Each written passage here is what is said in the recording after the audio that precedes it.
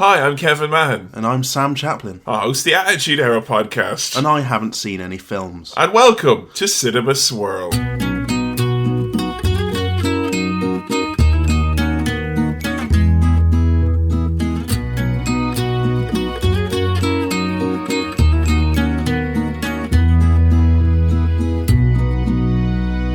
Hello everyone, it's Cinema Swirl. It's our journey through Tinseltown, Hollywood, and all the films that my OTP has not seen. I'm Kevin, joined as I am always by my good buddy and the guy who's not seen any of these movies, much to my chagrin. It's Sam Chaplin. Hello there. How you doing, Sam? Good. Yeah, I'm good. Now we not to break the fourth wall or anything, but we're block recording a few apps at the moment, so we're gonna have to pretend like you have reacted and seen the legitimate backlash that there no doubt was about you not liking the Blues Brothers. Oh right. Yeah. I mean, just guys, cool it with those hot takes. On my opinion. I mean, who would have thought Dan Aykroyd would have gotten involved? Hit me over the head with a crystal skull. Who would have thought? He was hepped up on vodka. Hit me in my bone skull with a crystal skull. He was so cross. In the age-old battle of bone and crystal, crystal always wins. Absolutely. And you're not having any dessert until you clean your plate, because it's episode number 28. All right, mate. It's episode 28. I think we've already done that one before. That's why I'm going. On episode 8. Yeah, right. It might have been episode 8. Today's episode is a very, very special one indeed, and one which I've actually been wanting to do since, legitimately episode 2. I was like, oh, then we can do this. Yeah. And then for one reason or another, I was like, maybe I have to wait for another bit and another bit. But here we are, finally. We're doing Planet of the Apes. Yep.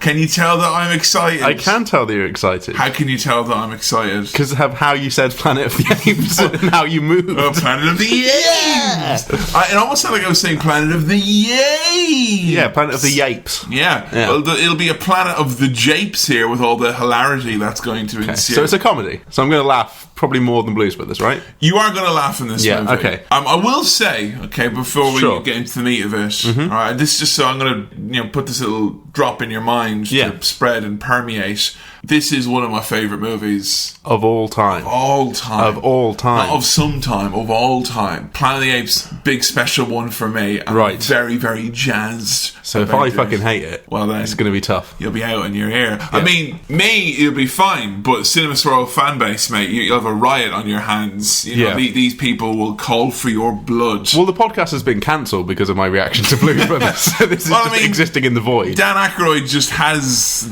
he was flexing. That was all it was just him looking down going, I'm just going to flex, like in the way that he decided, to put a little sass on his, cameo in the Ghostbusters remake. He was just flexing, showing that the Aykroyd muscles are still very much firmly in place and engaged in Hollywood. But to be fair, that petition did get enough signatures that it will be debated by the government soon. So, I don't know how that's going to turn out. The government's official stance is that Cinema Swirl will be cancelled. Yeah. But they agree that a lot of people, maybe enjoyed it. Might be some sort of referendum on whether we shut it down. Who knows? Who knows? I just want a red, white and blue Cinema Swirl. Personally speaking, a full fat Cinema Swirl is what we're going to get. Not a soft swirl. No. Oh, I could go for a soft swirl right now. That would be quite nice. Soft swirl would be quite nice. Unfortunately, there's hard swirling to be done. It's time to dip ourselves into the mailbag.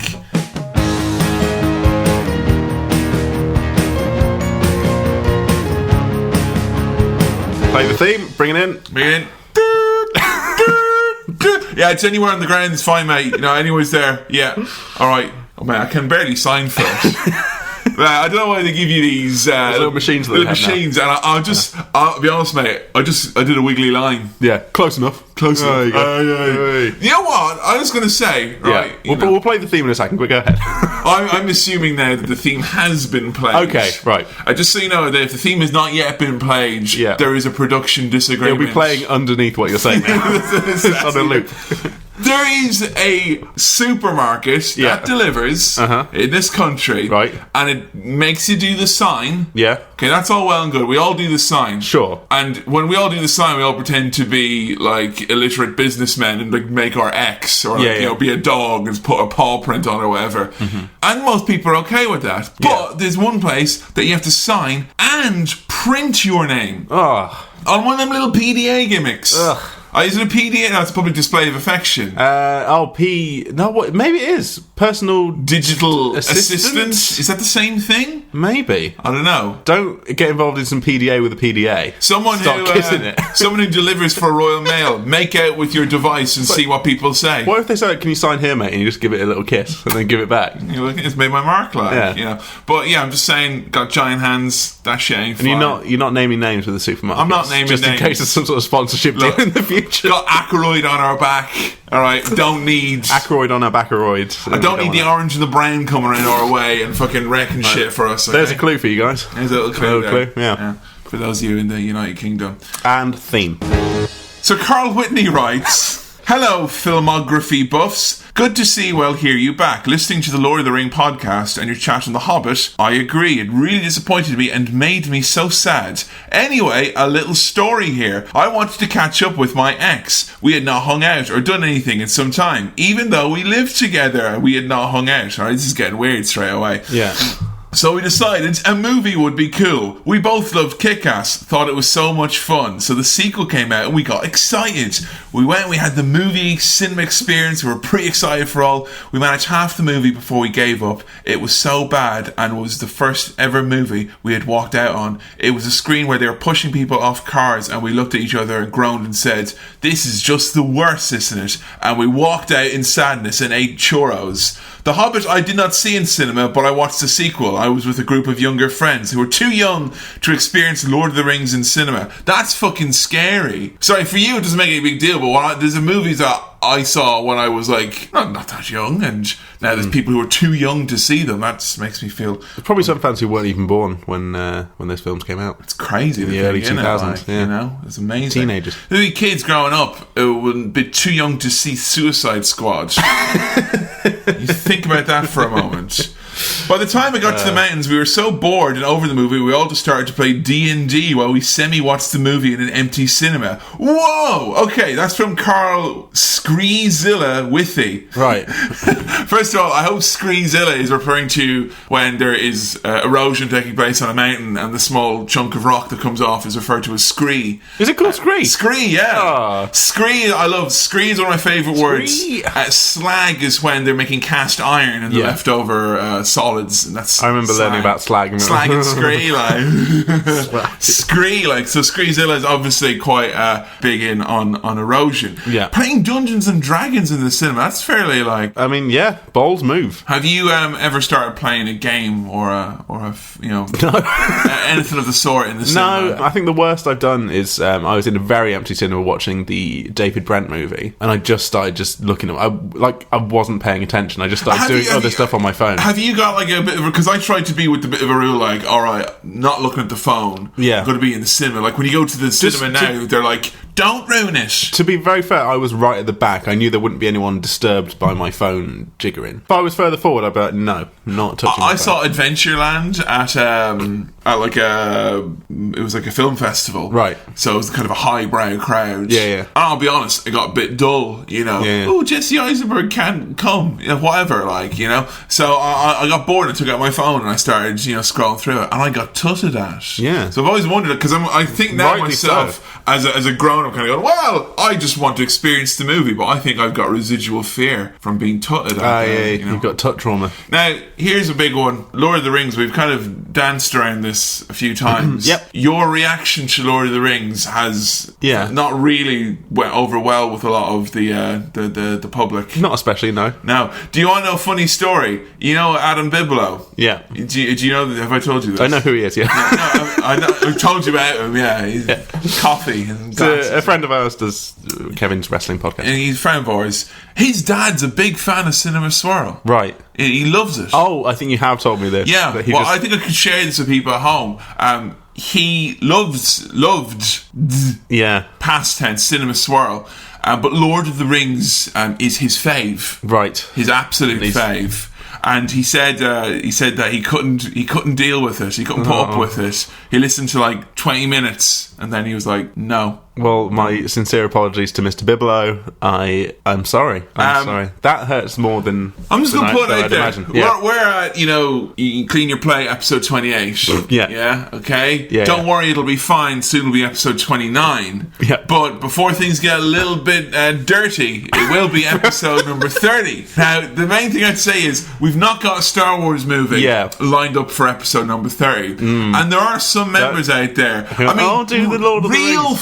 fans, they would say they are. Yeah. Saying that in light of the fact that you displayed a complete lack of understanding about the Lord of the Rings universe, and are unable to garnish any details relating to the second one, even though you've allegedly seen it, there's some people out there, the critics would say that make him watch it. Yeah. Well, I've had tweets that are less like, oh, I think maybe you should give this out, more aimed at you, being like, make him watch it, tie him down and make him watch that film. Like, people are very aggressive about how they want me to watch that film. They want me to suffer. Well, it's not so much more aggression as it is hate. Yeah, it's like hate mail. It's just hate. Straight up hate mail. So, can we agree to a gentleman's agreement about this then? What if we say people use the hashtag make him watch it? If you tweet at Cinema Swirl with your rationale with the hashtag make him watch it, and we can count those as votes for me to show Sam 2 towers for episode number 30 for our season finale there. Okay, but everyone who tweets with the hashtag Throwback Thursday, that will mean that they don't want me to watch it. So I would count all those as... So you want that? Throwback Thursday? Yeah, I'll count all the Throwback Thursday hashtags. That's fine, Throwback Thursday. So we'll see which one wins. Are we going to agree on this? Shake hands? So if make him watch it, there's more results than Throwback Thursday. Yeah, now there's people tweeting the Cinema Swirl now, Mark. Okay. Now I thought we were just going on all of Twitter. No.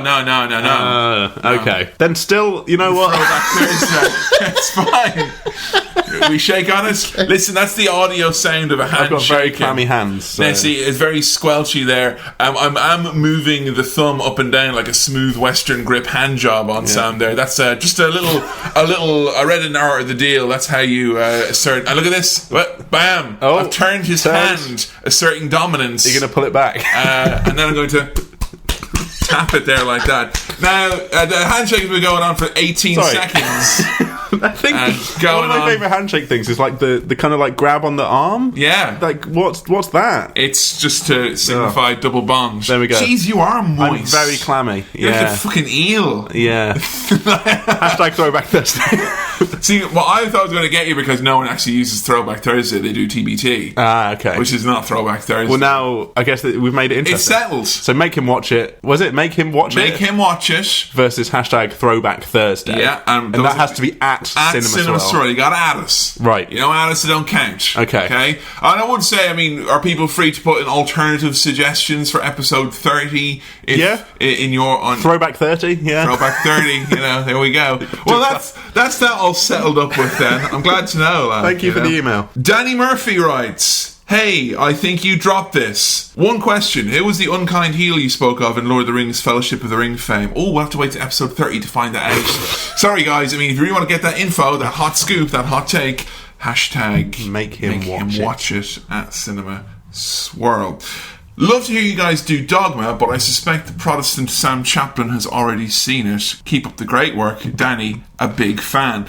So, that's a bit of an interesting question then. Have you and he's also attached a picture of a Dairy Milk Tiffin there as well. That's good. Nice. There's a question then for you. Have you seen any of the works of Kevin Smith? I mean, I call them works. I think we suggested a Kevin Smith swirl at one point. Have you seen any of them?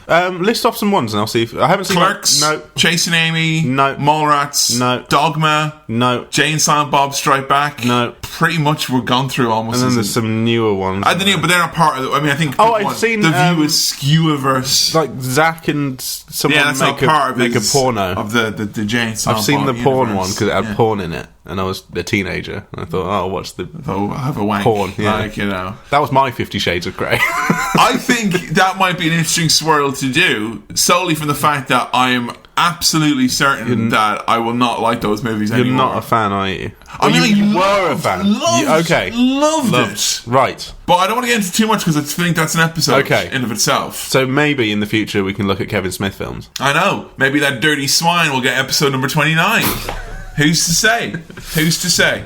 Michael writes, Dear Kevin and Sam, very happy to see you boys in the saddle. My question for you is, if you're going to host a cards night with 2 characters from any of the movies you've seen on the podcast, who would they be and what card games would you play? And most importantly, would you 2 work together to ensure an OTP victory, or would you sell each other out for a chance of personal glory? Right, now, I mean, you go ahead with your answer to this question, but I think there's something's going to come into play here. I don't know, but you go ahead. I mean, I'd play 25. Right. Because 25 is the game that my dad taught me how to play, which my dad had me believe was most normal game in the world. I've not heard of it. And me now, when I was at camp, it was might as well be like, hey, who wants to play Jim Rummy or Bridge? Like, and it's easy because you got a trump card, it goes up in multiples of 5, and it makes no fucking sense. Okay. So I'd play 25 to give myself the distinct advantage. I think I could utilise Sam in some sort of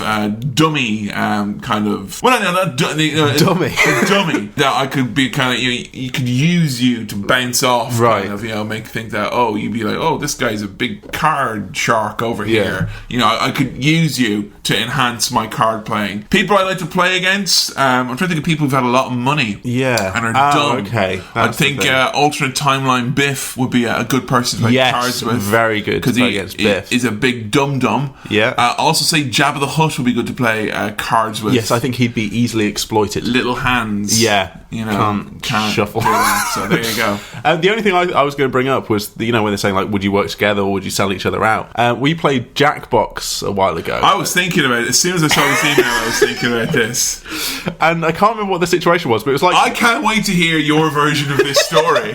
I absolutely can't wait, because I know what happened on my version of the story. Okay, that's fine. So we're playing a game on Jackbox, which is like a fun party quiz game on the PlayStation. And this round was a lot like Golden Balls, the quiz show at the end. They have the split or steal round. Is that in the chase? No, this is Golden Balls with Jasper Carrot. Different thing. Split or steal, right? So you have a certain amount of money, right? And you can either both pick split and then split the money, or one person picks steal and the other person picks split, and then the steal person gets all the money, or if you both steal, no one gets any money, right? So it's a question of honesty and integrity. And we had a little back and forth being like, right, let's just split this, we'll both get the points, everything will be fine. And that was you initiating that and being like, hey, let's just do this because this will be fine. And I just went for the steal option and got all the points. And what was funny about that was that when Sam did that, you were the only person in the room who had seen Golden Balls. Yeah. Literally the only person. And also as well, we had friends over as well. Did. So there's a lot of people in the room. So we were like, we'll do it, we'll split it, I'll be good. And it was like, unless it's Sam good mates. They're good mates, good role models. Yep. And then it just goes, it turns out Sam lied. Yep. And everyone, Jesus. Yeah. And then you went, it got very real very quickly. It's like Golden Balls. Just a game, mate. What is that? Rubbish. Okay, everyone at home, please YouTube Golden Balls split or steal round, because there's some really heartbreaking moments there where people have to play for a lot of money and someone just steals it all. And at the end, there's just a little bit of footage of Sam screwing me over. Yeah. Just remember, hashtag make him watch it. Hashtag make him watch it. The movie du jour, Planet of the Apes. Yeah. It's been referenced in 100 million, billion, trillion things. Yep. What do you know about Planet of the Apes? It was Earth all along. Yeah. You damn dirty apes. Do you know the stuff from the Simpsons reference? Dr. Zaius. Dr. Zaius. Dr. Zaius. Dr. Zaius. What's wrong with me? I think you're crazy. Want a second opinion? You're all so lazy. Dr. Zaius. From chimpanzee to chimpanzee. I know that the Statue of Liberty is there. I know the ending of the film. I know the end. I know the big climax. But like Stuart Lee says, where it's like, why did you build this exactly like on Earth? They've got a replica of the Statue of Liberty on their funny ape planet. Yeah. Yeah. So it's Earth. But you think it's a planet of apes. Okay. I mean, it is a planet. So of there apes. are apes. There are loads of apes. Whole planet. What are these apes? What's their spiel? Well, they've got a planet. Okay. Now, right, so there's a planet of the apes, right, which turns out to be Earth. Already know that. Already know the ending. It is Earth. I will say you're in the same boat as basically anyone born after the year 1968 Yeah, was. I know. Yeah. Everyone. It's like Luke, I am your father. It's Yeah. like it's a punchline to twist ending. Wait, what? Who's Dr. Luke? That puts Jedi in a whole new cut. Oh my god! Yeah, so it's Earth, but it's a planet full of apes, and there's a human there, or a few humans. Okay. So at least one human. Where have they come from then? I don't know where they've come from. Do you Obviously know, not do you know Earth. Who plays the human? No. Do you know the name Charlton Heston? Yes. Why? Because it's a famous name. Honestly, I'm not even 100% sure what Charlton Heston looks like, and I don't really know any films he's been in. Okay. Because I get him confused with like Orson Welles. Right, okay. And just like famous actors from the past just all kind of blend into one. It's a cracking name, isn't it? Yeah, Charlton Heston. It's a name that if you just hear it, you're kind of like, oh, he's probably a famous actor. Pop a Blumenthal on the end of that and you've got a great name. So he's on the planet of the apes. And I don't think the apes are being very nice to him. Why? Because he's different. He's not an ape. I mean, if anything, they'll probably find that he's quite similar to the apes. Right. Can the apes talk? I'm asking you. Yeah. I don't know if the apes are chatty or not. I mean, from the Simpsons musical version, I would guess they can say some stuff, but I don't know. They go at the very least dance. Or they just go like, ooh, ooh, ah, ah. Ooh, ooh, ah, ah. What type of movie do you think this is like? It's like a almost a disaster movie. Like it's like it's a big drama, scary film, almost horror, but not quite. So we've got some apes. Yeah. We've got a man. Dystopian. I see. Yeah. Do you think this is going like? I mean, I don't want to try and spoil things for you here now, but You're going to tell me that it's Earth all along. There is a Statue of Liberty there. I mean, Right. are there any other like famous lines from the movie that you're aware of? Is that "Get your hands off me, you damn dirty ape"? Yeah. Yeah, there's that. Right, there's that. Heard that. Okay. Now, the apes, what do they actually look like? Because this is something that was made obviously in the 60s. Are you aware of how they actually look? Are they very humanoid? Are they just men with ape masks on? Well, they must be, because it won't be that computer graphics that they have. No, they've not got them CGIs. So men dressed as apes. So the apes are not the apes we know, maybe. They're slightly more advanced apes. Okay. Better apes. Do you think questions of evolution are going to come into this? Oh, I imagine so. Because you and I are apes. No, we're fucking not. We are, though. Yeah, so, but then where's Charlton Heston come from? Because they must have left Earth to go somewhere else. Oh. And then come back to Earth without realising he was coming back to Earth. Was he taken away from his planet and brought to the planet of the apes? He's sentenced to the planet of the apes. Maybe. So the big question mark is over how he got there. You don't know whether or not the apes are good or bad? I think they're bad. You think they're bad? Yeah. All apes? Hashtag not all apes. But I don't know. Men's rights apetivists. Well, they're the villains of the piece, I'm sure. Yeah. Or maybe humans are the bad ones, after all. Oh. Yeah. Oh. I mean, I'm all for giving the planet back to the animals, but Yeah. I don't know if I want it to turn out like what I imagine this will be. I mean, there's obviously you had Rise of Planet of the Apes came out, and Dawn of Planet of the Apes, which were obviously big budget recent movies, very popular in the box office. Didn't see those. Any inclination to go and see them? Like, not really, no. How come? Because I haven't seen. You reckon that you needed to see? Yeah, the originals. Well, they're prequels. Yeah, not really. I mean, reboots. The reboots, yeah, right, yeah. And there was a Tim Burton one. There was. But I haven't seen that. Joe has seen that. Joe the intern has seen that, but she's not seen the original. That was a straight up remake. Yeah, right? That was a remake. Okay, haven't seen that. Diabolical. Right, so we're not watching that. No, we're not. Jeez, I hope that's not like it'll be the typical thing. You open the DVD case and oh no, it's Tim Burton's. Well, they put the wrong DVD in the DVD case. I mean, for me, I'm just going to gush about it a little bit here. Okay, sure. It's a real important movie for me. When was this film made? 1968. So it's an old film. It's an old film. It's not black and white. No. It's colour. For fuck's sakes. Yeah, they discovered colour. It's one of the talkies. It's one of the talkies from 1968. Summer of Love came out because everyone was just so fucking... Wow, there's colour on movies now. Way! So, I mean, I would always say with this movie, do bear that in mind that it's 1968, and obviously think about limitations that were involved in 1968, even for a big budget movie, but also particularly about, I guess, about maybe any points the movie is trying to make. Right. So there is, like, I do think there's two ways of watching this movie, and I understand I'm going to come off as the biggest fucking Planet of the Apes nerd ever. This is not an unbiased opinion, but it is easy to watch this movie and take it at a face value. Right. But I do believe there's more to it. There's a deeper meaning behind it. It's based on a French novel that was kind of like a very... So it's not just an original thing. It is adapted. It was adapted quite heavily. Right. But adapted from a French novel, translated to Monkey Planet. Monkey Planet! Le Planet of the Apes. Les Planet de Monkeys. Yeah. So it's adapted from that, but that book was kind of basically trying to make some philosophical and moral points and arguments. Now, Monkey Planet sounds like a fun app that you could get. Monkey Planet? Yeah. I'd like touch to play... the planet and loads of monkeys come out. Yeah, I'd play that game.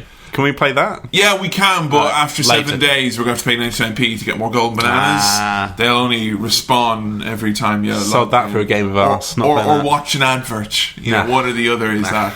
So, I mean, for me, Planet of the Apes, I always thought Planet of the Apes is a very hysterical concept, mainly because of The Simpsons, particularly the episode with Troy McClure doing the Planet of the Apes musical. I think that's one of the funniest things ever. Yeah. And having seen Planet of the Apes after that, it only makes it even funnier. Yeah. So I think it's absolutely perfect. So in terms of these moral things that it's trying to teach us, is it some kind of like very heavily evolution based?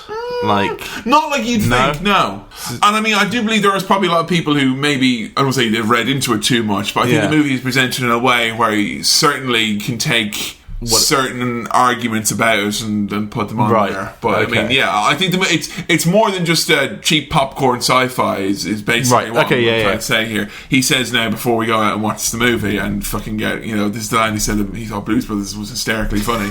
So obviously my word does not mean a whole ton at the moment at this point in time. I first saw the Tim Burton remake and I hated it. And then literally one of the first DVDs I got was the Planet of the Apes box set. So hold on. Oh man. Wait a moment. You saw the Tim Burton one before this one? Yeah. Ooh. I know, yeah. But that's just like, I mean, what I'd seen originally before that is I'd seen the Planet of the Apes TV series, which ran in the 70s. What? Oh, yeah. Wow. It bases two hunks going around from place to place solving problems in the Planet of the Apes. It was amazing. Right. So that was like something from my childhood that I love very much. I was going to say, there's not an original sequel or any other original. It's just the Planet of the Apes, and then there was the Tim Burton one. Oh, no. Then there was Rise There was Planet of the Apes, then there was Beneath Planet of the Apes. Oh, there were Then other there ones. was Escape from Planet of the Apes. Right. Then there was Conquest from Planet of the Apes, and there was Battle for Planet of the Apes. Are they all Heston based, or have they got other actors in? I don't want to say. Okay. He's in more than one, though, I'll tell you that much.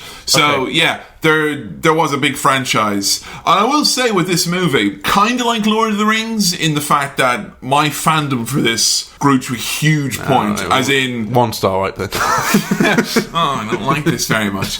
What I will say is, like, I was the kind of person who was reading books about it. Yeah. I do remember at one point when I was like 16 or 17 accidentally getting into a conversation with someone who I mistook to think that they were interested, talking about the very layers of philosophy and meaning and whatnot that I thought was in it.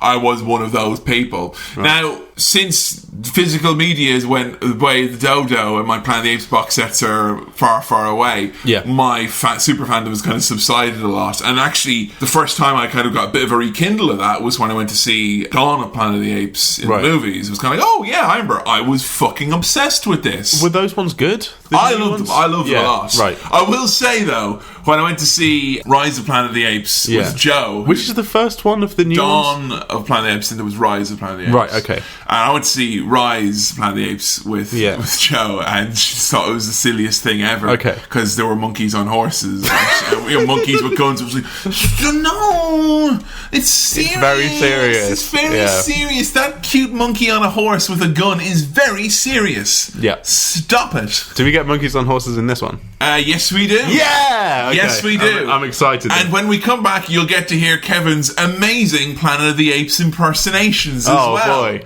So, let's go do a cinema swirl.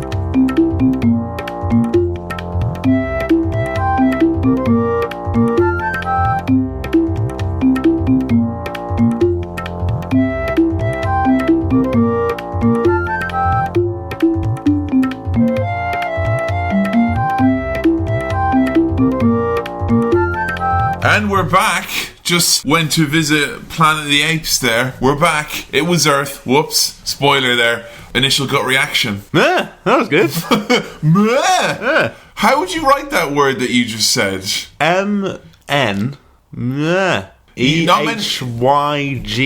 Not many positive grunts begin with letter M. You're heading into meh territory there. No, like, baby, that was a good film. That's the kind of thing. So it was a delicious, tasty movie then? Yeah, it's nice. I might as well say it right off the bat, because the version we were watching, it got all glitchy at the end, so we had to go and find literally the ending. Yeah, we had to go watch it on YouTube. Now, obviously, the ending was something that you'd seen a bajillion million times referenced and whatnot before.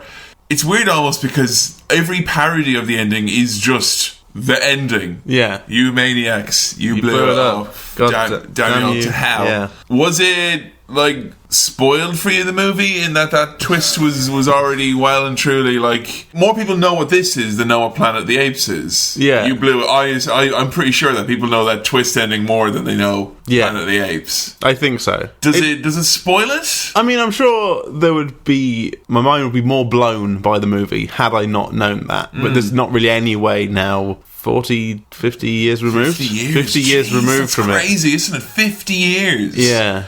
I mean, I could have avoided that. Seeing that, like, and having the full-on twist there in the cinema must have been, like, the most fucking incredible experience ever. But yeah, if you watch this movie, this is already spoiled for you, I guess. Was this movie a little bit, like, kind of different to what you thought it was going to be, or...?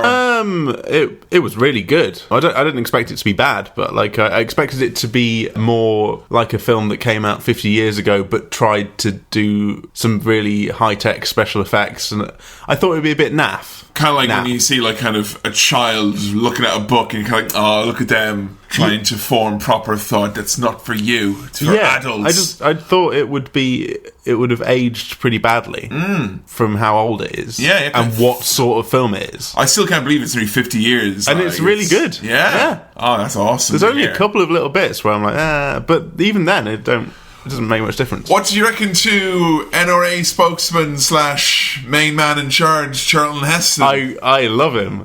He's amazing. He's basically Troy McClure in real. It's so good. You asked me quite early on, and I always wondered if it was solely because Troy McClure played the Planet of the Apes part in The Simpsons. But like, what was it about Charlton Heston that reminded you of Troy McClure? Just a lot of his like vocal mannerisms, the way he speaks, the timbre of his voice. Yeah. I think that is very clearly an influence for the Troy McClure character, that sort of actor. It's interesting because like this whole scenario that we've set up here where we're opening in space, which is Charlton Heston leaving. He's left Earth, he's flying through space.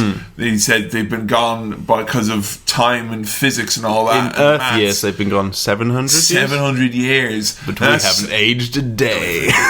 Aged a day. Oh, sorry, I can't make Lord of the Rings jokes. What's the point of this podcast if I watch a movie and I still can't make jokes about it? #Throwback Thursday. He's not aged today. I like to think what this is that this is after the events of Jingle All the Way, where Phil Hartman, aka Troy McClure, aka Charlton Heston, has been rebuffed by Arnold Schwarzenegger's wife. So goes into space. He's like, that's it. There's nothing left for me here on Earth. My kid's got his Turbo Man doll. I'm out of here. Yeah. You know. So they're in space, and Charlton Heston's cutting his little promo here, his little monologue about leaving Earth behind, and we've hardly aged at all. Smoking a big old cigar. We look amazing. Good old days, isn't it? Yeah, nice. The space chairs that they have on the spaceship look proper fucking comfy. So nice, like big leather, like sausage shapes that are all. That looks like a comfy chair. The contours to the shape of the back of the spine. Like, I know it's not important, but the chairs look so comfy. I liked the design of the spaceship. I like oldie tiny new spaceships. I like the design of space as well. Yeah, space looks quite fun. It looks like a kaleidoscope. Back in the 60s, before there were screensavers, it's like, well, we have to go to space if we want to see cool abstract imagery. Yeah. Like, someone's pressed Control F. Like, they went into the visualizations there.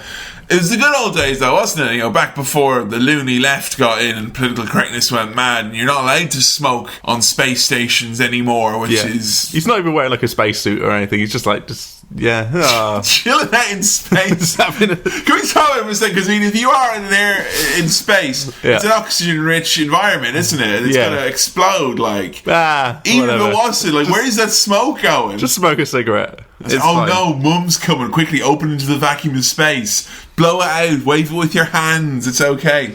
So it goes all blue when he goes into space sleep. So he sees all his mates in the space pods, and then he goes to sleep in the space pod. He presses the yellow sleep button, I think. And then he turns all blue, like he's, again, a ghost from Return of the Jedi. Nice. I like the fade to blue. Once again, George Lucas is there, pen and paper in hand. Of course, this is before the days, wasn't it? Cribbing notes. You know, when people would come in and check to see if there's any budding would-be filmmakers, in inverted commas, nicking ideas as per. Oh, what's that, George? You've rejected the Hollywood establishment, is it? Is it because you've stolen all their ideas and now you've got your big bag of money and you want to go back to the ranch where no one's going to find out? I tell you what George Lucas didn't put in his films. Fucking weird whale noises in the title screen. The music is so weird. Oh, the music. Like, what? What's that? It's great. What happened here, right, was that we settled down to watch this. It was around lunchtime. We got on a meal deal. And we were sitting down and the start, he's doing his monologue, and there's a lot of, crinkly crisps. Yeah. And I was eating pickled walnuts, so there was lots of there's lots of that noise, the pickled walnut eating noises. You know them. I don't have to even say. I'm very well aware of them. So the volume was edging up and up and up because we want to hear Charlton Heston's speech. Yeah. But also, I'm thinking second pickled walnut, go on, sure, it's a treat. And then what happens is the music hits for the title and oh god, it was so loud. Yeah, it's big, scary music. Yeah. That's happened to us so many times where it's like quiet opening bit and we're like, oi, lads, making big noise. Loud title music. And then that puts us in our place. Yeah. Did you enjoy the music in the movie? Yes, generally? very much so. It's scary and weird, and instrumentation is bizarre, but it's good music. The composer for this went out of his way to use like atypical weird instruments. And you can tell, using things like ram's horns or like animal horns that they would like make little trumpets out of and blow into, xylophones out of like bones, like weird percussion, stuff like that. And I think it's fucking fantastic because you got this awesome like weird like noises at the start when you're going to your title credits.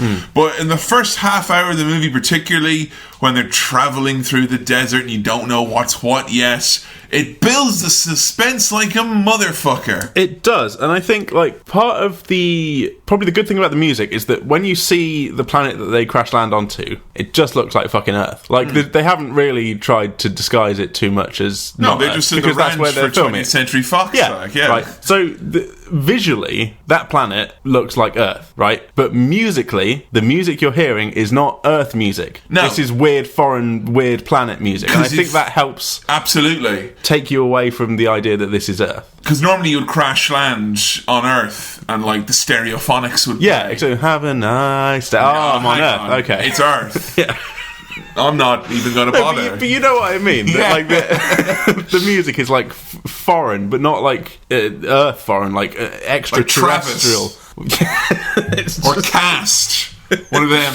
It's completely different, and like so that makes you feel a bit more lost, a bit more out of place. Absolutely, because I mean they crash land, and like when they are crashing down, I love like how kind of surreal. There's something about the 60s. It reminds me almost of like The Prisoner and stuff like that, where obviously we're not going to crash a plane. Yeah. We're not going to have a big explosion like that, even though this is a big budget movie. This movie had quite a big budget for the time. You can't make it look good. Just didn't happen. Like so, they do things like they do like first person's tail spinny shots going through the water. It reverses back. It's all like it's really kind of disconcerting. You feel a bit sick afterwards. Yeah, unsettling. And I like the way that when it crashes, they go into the water. It's like whoosh, and it's all like and I was expecting a middle-aged man to come out and go, get away from it all.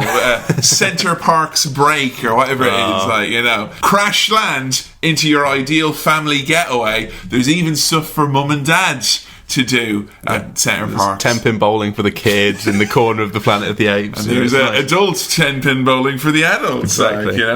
Hypersleep is such a great plot device. It's really good. We've done a lot in movies recently that we've watched. Like Hypersleep. Go to sleep for ages, they've slept longer than they should have slept.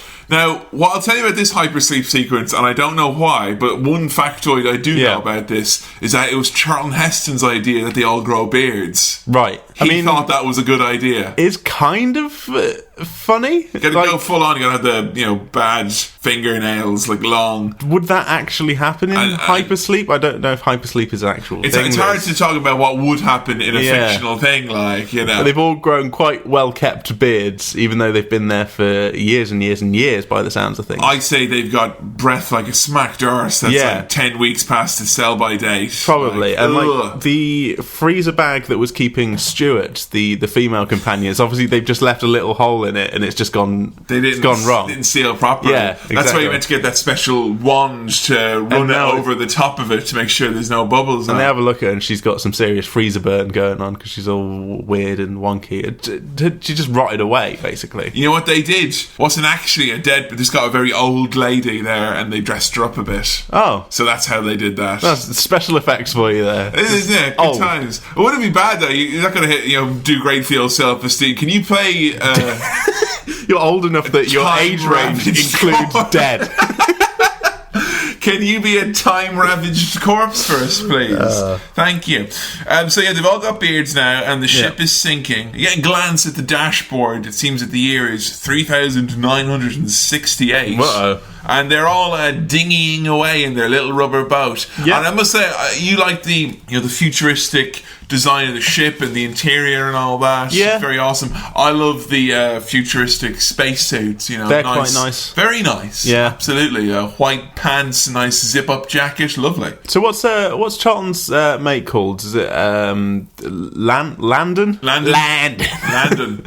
He watches the ship go down when they're in the little dinghy, and he just says, "Going, gone."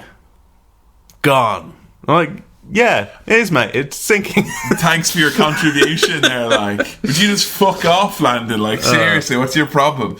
So they don't know where they are, or when they are. Yeah, this is like Lost or something. The time. Charlton Heston loves this. Loves this. Absolutely loves this. He's going a bit balmy, isn't he? He's just laughing at stuff. We've been away 2,000 years. No. Yeah, Landon puts a little flag down, I think. He cracks it. He's just hilarious. He loses his shit at that flag. He thinks it's hilarious they put a little flag down on the thing. I like to think it's funny because look how small the flag is. It's so tiny. Imagine saluting that. But we must defend it at all costs. So do we know what their mission was? Why they were in space? We don't really know, do we? They were alluding to that they were searching for another place to colonise, essentially, because he did mention that Stuart was going to be the new Eve and they were basically going to colonise, was the idea. Just going to find a planet and start anew. Basically, the plot of Interstellar. Right, okay. Have you seen the Not seen any films, Okay, that's alright then. No. But just so you know, it's that, basically. Yeah. But no McConaughey, because he just would have been sperm at this point in time, so it's okay. Charlton Heston is... You thought he was cracked. I just think he was a lad who was kind of praying that this would happen because he's bought, Philosophy for Dummies. Well, yeah, he just seems... And he's got all of his best lines ready now. Yeah, he seems a bit above it all. He just seems like he's... I know better than all these people. I think he was more ready to let go of or seemingly more ready to let go of, the futility of everything. What was his life on Earth like? Well, he said, everyone was saying to him, you were miserable, no one liked you, you didn't like people. He said that he had no relationships that ever lasted. He's a misanthrope, essentially. There was love making, but there was no love. Oh, isn't that sad? And that's why he left. But the other guys, he's kind of and I can see his point, which is what you worried about. This is it now. Time isn't going backwards. Yeah, I suppose. We're here now. That's it. Yeah, I guess so. Get used to it. They get to slide down a big hill, which looks fun. Yeah, and it says, let's go over here. Why? No reason at all. This one, I think this looks pretty amazing for 1968. The shots here, it really just looks great. I think it's the fact that you get that weird music again, and so the shots are so far out. Not just trippy, man. I mean, far out as in zoom all the way out. Yeah. You were saying you thought, drones are going to be filmed. I did a joke. There was a shot that looks like a drone shot. I'm like, they probably have to do that in some other clever way, with a kite or a helicopter or something. I love how it looks here. It is just great, and it could easily very bright and clear and it's kind of it's familiar yet somehow foreign and alien, and it's like really desolate. There's no food, and there's like lightning and boulders everywhere, so it's dangerous. Charlton is being a bit of a dick here to all of his friends. He's like like a proper. Like, you're 300 light years away from your precious planet. It's like, it's your planet too, mate. And he goes, your loved ones are dead and forgotten. How about yours? Nah, mate, ain't got any loved ones because I'm a lone wolf. Like, you know, what a badass. I'm just saying. Anytime anyone ever messages in going, oh, who would you like to have on a desert island or have round for tea? Or not fucking Taylor from Planet of the Apes. No. Fucking buzzkill, like. Yeah. Like, oh, I lose a round of 25 because I, played the trump card at the wrong time. And he'd be like, well, it doesn't matter though, does it, Kevin? Because in 17 years, everyone you know is going to be dead. Why are you playing that card, Charlton? No reason at all. Starts waving a tiny flag around, just laughing at it.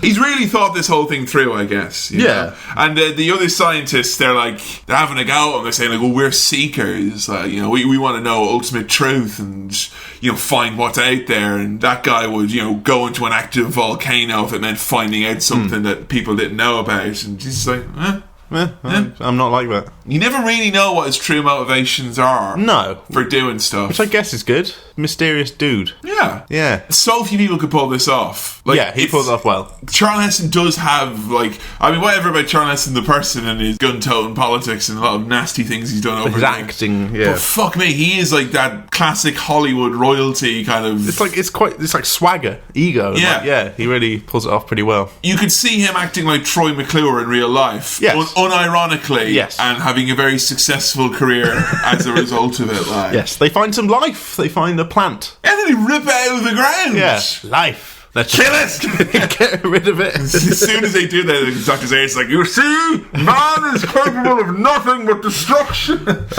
And then you see that they're being followed by little rummagey people running around. I thought, those apes don't look like apes at all. They're terrible. Did you think they might be apes? I thought everyone on the planet was apes. I thought they were all apes. Oh, you didn't think there'd be any humans? No. Oh. And I was like, if these are the apes, these look pretty terrible. Have they just got fun? Because you can't really see their faces when they're scrambling around. And I was like, are they just going to be humans with like little monkey masks to be apes? on? Like it's a fucking high school production of Planet of the Apes. Like, I'm an ape. Are you? Yes. The scarecrows proper freaked me out. Yes, they did. Really scary. How come? Because they're like just an X shape, but they kind of looked like monkeys doing like the Y bit of YMCA.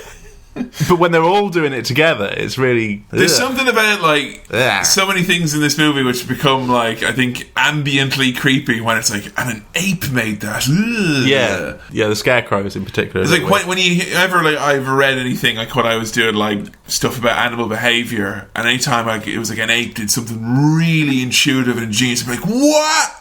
Oh. Yeah. I don't know if I like that. Extra well, it's like an Alien when we looked inside the alien technology and it looks like it's been made...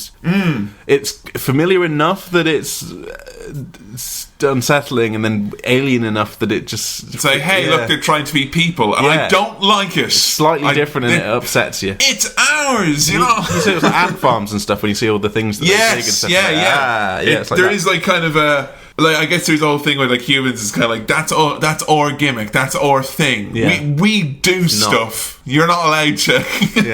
Put a little hat on that scarecrow like humans do. Make a little Wurzel Gummidge. I was trying to...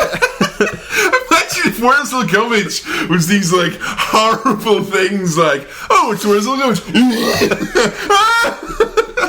I was trying to describe the music at this point in my head, and I was like, one of the instruments sounded like if you had a cupboard full of mugs, and then something drove by your house and made your whole house shake. Yeah, it's like that. What I thought it was a bin bag full of robotic chickens.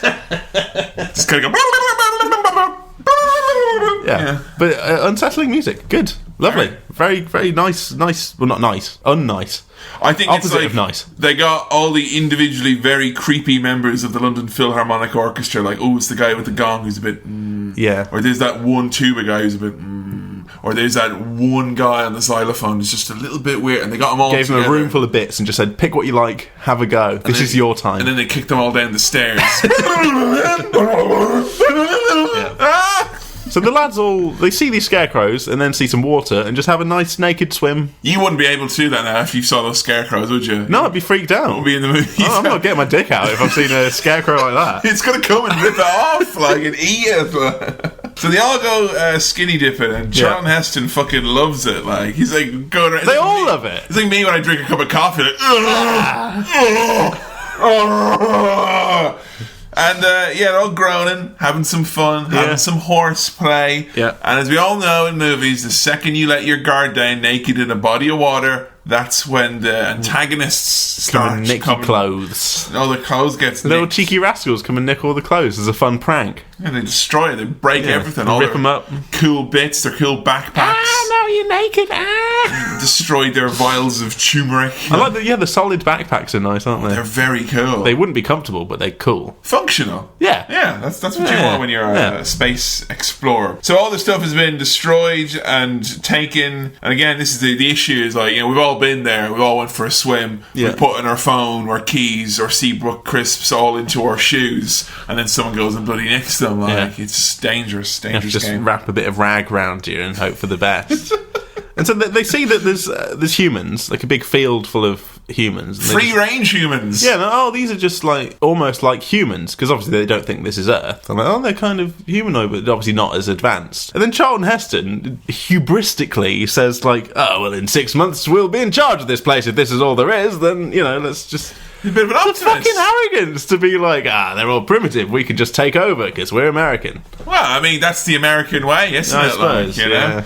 Blessed are the vegetarians. That's a funny line. They're happy because they're not being eaten. Yeah. So Taylor reckons they're going to be running the shop soon enough, but before they can get to colonising, there's a fucking crop field chase, and you get to see the apes. This is where they go, Apes it's revealed. on horses.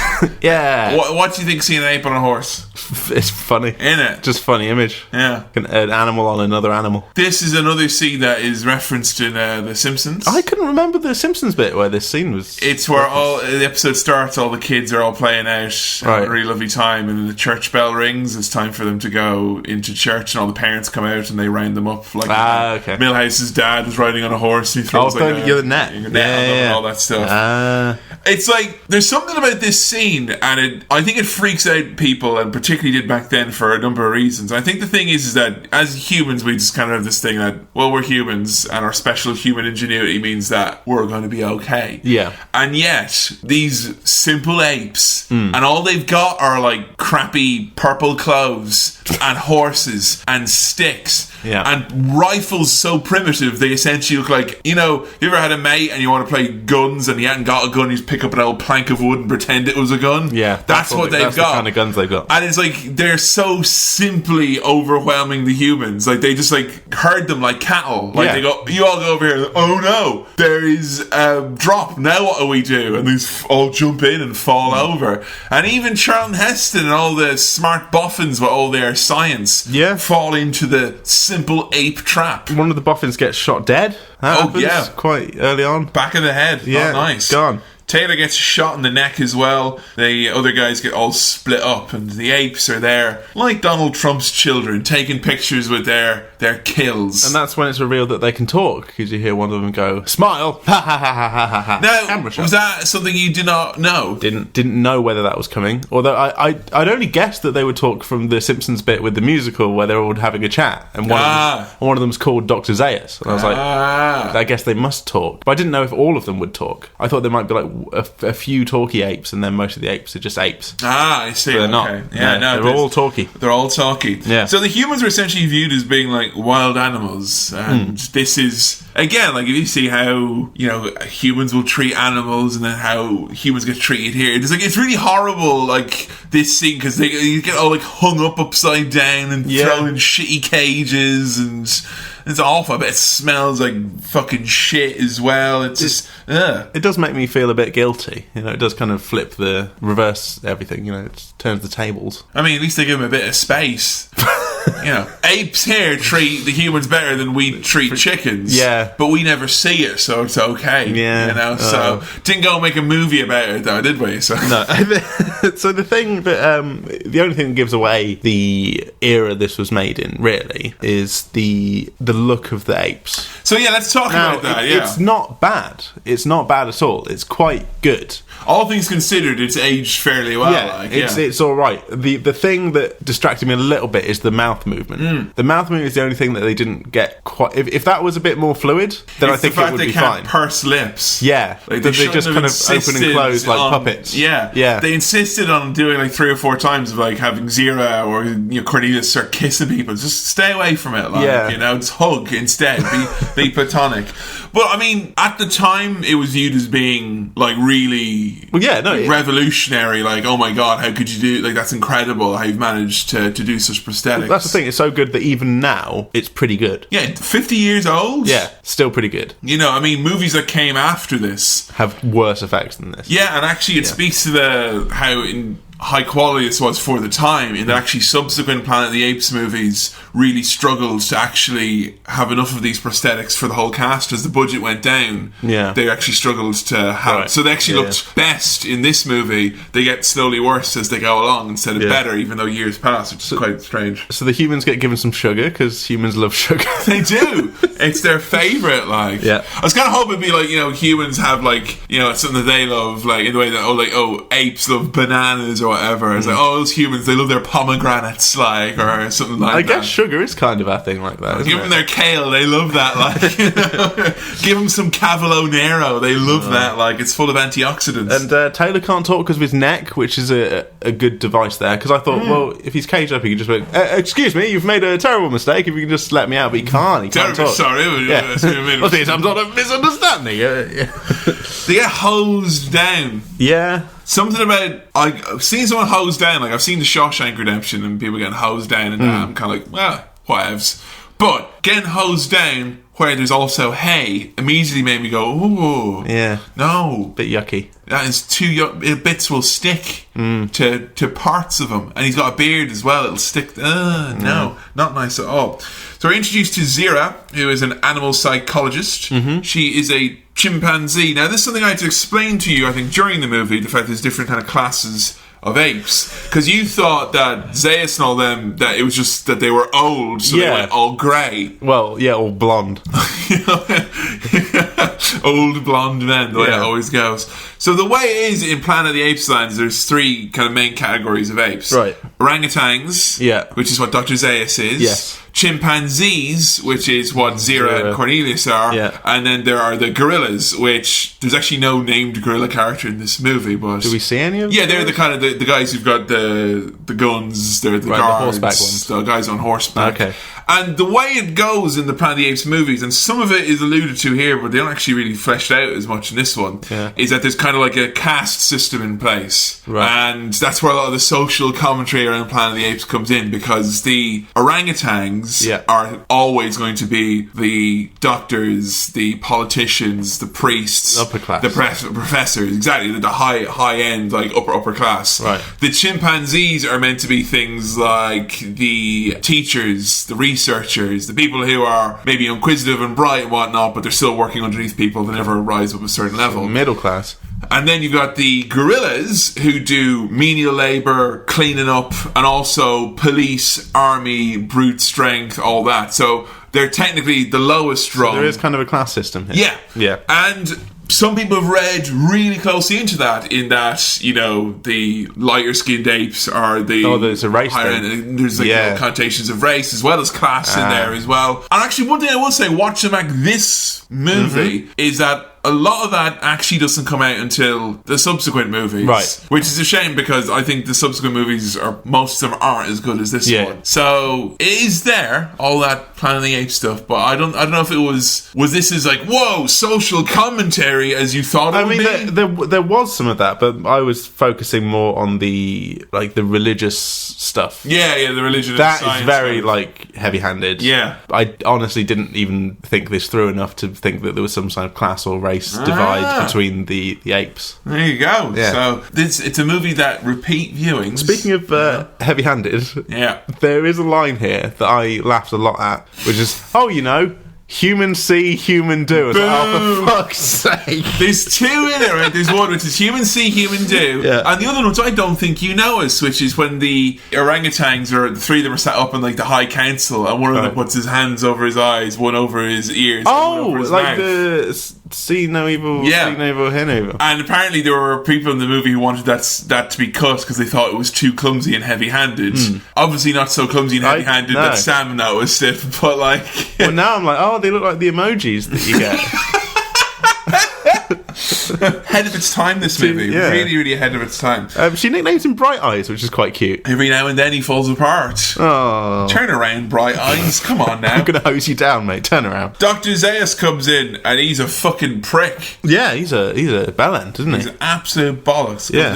He's just mimicking them. Yeah. Human see, human do. Human see, human do.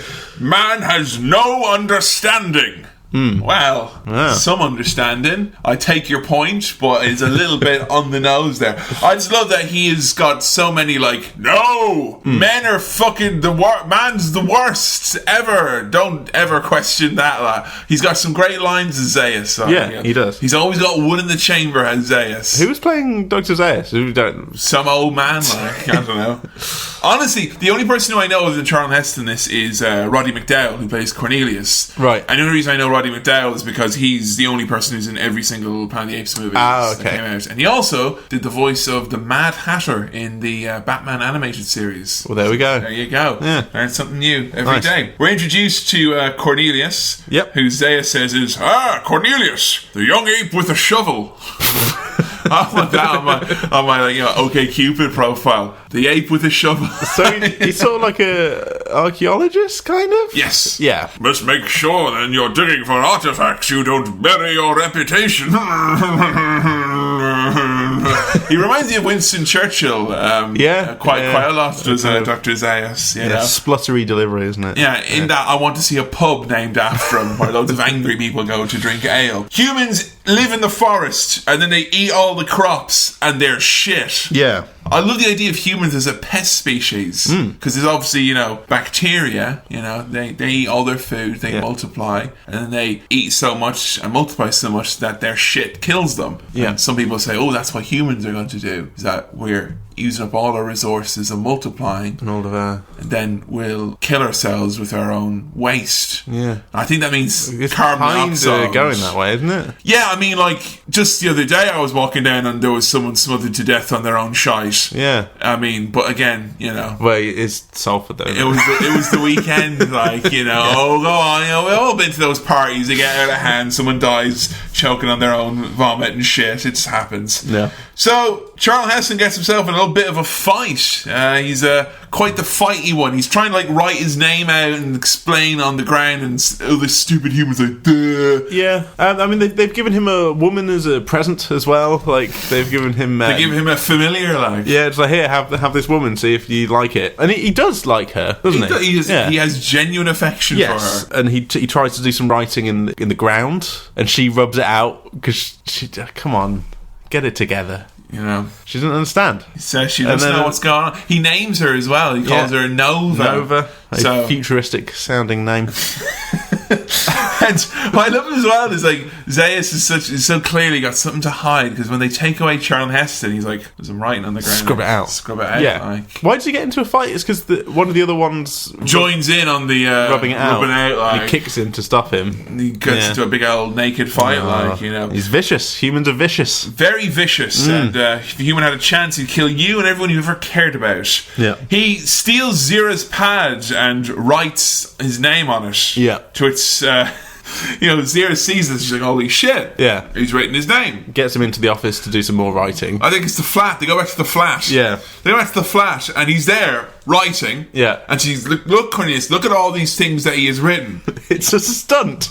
Humans can't write. Humans can't write. It's a stunt. Stunt is the thing that makes me laugh. Fucking brilliant. It's a stunt. Nothing, it's all special effects. Yeah. And my other favourite one, which is when he says he came here in a... He flew. He flew. Yeah. Oh, come on now, we all know that flight is a scientific impossibility. I love... That's what I love most about Apes, is like, in the movie... They have really rigid structure, society, laws, rules, logic in place. Yeah. But it's wrong. Yeah. Like, it's just, like, you've done it's all there. Yeah. But it's wrong. That's what I love. Like, someone needs to come over to Ape Society and be like, no, but just, no. I can see where you were going with your working, but you've not come to the right answer. You need to try a bit harder. Like, the perfect analogy for Ape Society in this movie is when you actually see all the ape architecture, when you get to see it's like all like it's all wonky. It's all wonky. It's like the house that Homer the windows builds. are different sizes. Yeah, it's like the house that Homer builds for Flanders in The Simpsons. It's like, you tried, but let's just have it is technically shelter. Like, we can go underneath it and not get rained on, but come on. I love as well when he builds the little paper airplane and undermines them immediately. And he's like, he looks at it, he's almost going to throw it, and he's like, no, I'll just leave that for later, So Zeus comes in, he's ruining everything, and Cornelius is basically like, look, I've got a theory that apes may have evolved from humans, but my granddad wasn't a human, so therefore I'm not human. It's very much Zeus is a creationist here, isn't he? Pretty much, So apes were created in heresy. This is not what's in the scrolls, so it's bullshit. Yeah, unfortunately, when I was teaching evolution in school, and if I ever had someone who didn't believe in evolution, I couldn't just go, heresy! That's what I wanted to do, but I wasn't allowed to. So Zeus is like, no, alright, this guy can't be here, ate your pop, humans are rubbish. Did you not hear my chat earlier? Screws up the paper plane, throws it on the ground. Mate, who doesn't want it? Like, what a heel. It floats on the air. Put it in the bin. I like how much more eloquently they did this here than in Planet of the Apes 70s Dreamboat TV series, where they go, we came from an amazing time. We built machines that flew in the air and swam in the sea. That's a lot less eloquent than what they do here, I guess. So Taylor makes his big escape and he dashes through this weird city. I love how you get all these little hints of how fucked up everything is. Like, they go through a funeral. You see like how weird it is. They've got the lawgiver, which is basically their version of Jesus, and a lot of this is all fleshed out, like their theology and where it all comes from in the later movies. And there's loads of nets. It's the gorilla's chief weapon in the fight against Charlton Heston. So in the funeral bit, there's the phrase, I never met an ape that I didn't like. There's things like that. It was like a font of ape kindness and all these kind of just like simian kind, human-esque things. And then little boy just goes, look, it's a man, right? And that sent chills down my spine, because I don't know if I've told you the story where I've heard that phrase before. Look, it's a man. Yeah, right. Now, this is just a tangent. I used to work in a theatre, right? And I needed a big poo one day. And there were lots of kids going to see like a pantomime. Right. Did you do a poo in the shape of a man? No. Look, it's a man! No, I went upstairs to like the secret toilets out of the way. I know those secret toilets. They're good. So that kids wouldn't come out and like be... Because I can't be arsed with that. There's like a school full of kids going to see this pantomime. So I went, I'll go upstairs, and if they come out during the break, they won't go to those toilets. Anyway, so I sat down, started to do a poo, and I heard the sound of like 15 like tiny little boys running into the toilet. And you know what's scary about when you hear the sound of loads of children running or moving anywhere? It sounds like a giant scuttling insect. It's scary. So, and then they started like knocking on the toilet door, like the cubicle door. No. Is there anyone in there? And I just thought, I'm just going to keep silent. I'm going to poo, and I'm just going to get out of here. So you're going to try and like do a silent poo? Well, no, I wasn't going to be like, yes, I am in here. Like, I didn't want to say that. I just didn't say anything because I was just so panicked by it. And you can't diffuse that situation with humour, because any humour coming from a man mid shit is always going to be taken the wrong way. Exactly. So I was there just doing a poo, trousers around my ankles, and I saw like. So a kid went into the cubicle next to me, and I saw like a tiny head come underneath the cubicle next to me, jeez, make eye contact with me, and then go back out, and they said, "Oh, it's a man!" like that, and that took me back to that moment, and it was awful. It was a horrible moment. Was that just the first time anyone referred to you as being like a man, as opposed to a guy or a boy or I think or a teen? That's part of it. Is that it's like a man? I'm like, oh, okay, Jesus, and it's an old man. But like So when I finished pooing, got out, washed my hands, got out of there, the teacher of these kids was standing by the door, right? And I felt like I'd done something wrong. Like, she scowled at me, because to her, like, there's kids in there saying, look, it's a man! And, like, obviously I'm just doing something wrong in the toilet with a bunch of children. And, yeah, it was just a horrible, horrible experience. And this film took me back to that. And, you know, you can't really get any kind of warning for things like that. I mean, it could have been worse. It could have been, like, you know, a little tiny chimpanzee or gorilla going, look, it's a man! Wow! That's the only thing that would have made it worse if it was a child, but a chimp child staring at me. Here's a question just I need to know. Okay. We'll get back to the film in a second. Yeah, because I mean, I'm in two minds about this and kind of the scientific wheels are turning. Yeah. When he said, look, it's a man. Yeah. Did it increase or decrease the speed of evacuation? I can't even remember. I think I might have even like abandoned halfway through just to get out of there. You pinched it off. Yeah. I was like, I'm not going to keep shitting now. Like, I've just got to go. I can resume this later, but I've just got to get out of this situation. That's sad. Yeah. That's like probably the worst life experience you've ever shared on this. Yeah. Fucking hell. There you go, folks at home. So... And because of that, Sam never goes to the toilet ever again, just in case. Like. I have not pooped since. I must say, that's very brave of you to say that, because, I mean, the temptation now, anytime you're in the bathroom, if I walk past, just to scream, look, it's a man! He's really... So yeah, that's what happens at the ape funeral there. It says, look, it's a man. And well, at least it was at a panto and not a funeral. Yeah, because then exactly. it would have been particularly bad. So they chase after him. Taylor does some parkour. He jumps on the buildings and stuff. It's quite funky. It's his big moment to show off all his cool moves. I think he goes to like a museum of man. Yes, where you see his friend from the start of the movie. Yeah, all stuffed and mounted, I think. And, basically, they're quick turnarounds. Yeah, very quick. I mean, I'll tell you, the taxidermies around here, they're fucking. Well, how long has he been in the cages? How long has he been in the vets, basically? It can't have been that long. Maybe a couple of weeks? Days, I would have thought. Yeah, well, they do it quickly. Yeah. So all the apes throw food at him as he's going through the area. And that'll get him. There's a real, like, Twilight Zone scariness to it, which is, you know, it's not just the people who are chasing after you who want to get you. It's like everyone everywhere is like, all the townsfolk, yeah. They are kind of reacting like if a wild animal was on the loose. I'd probably throw food at it. Yeah? If there was a big gorilla, like, just in the town centre, and the people chasing after it, and I wanted to make it go, well, I probably wouldn't. I'd run away, personally. Yeah. But if everyone else around me was throwing food at a gorilla, I'd probably join in. Toss a leak at a gorilla. Yeah, did it. Well, I know, because I love animals. But these days, they'd probably just film it on their camera phone, wouldn't they?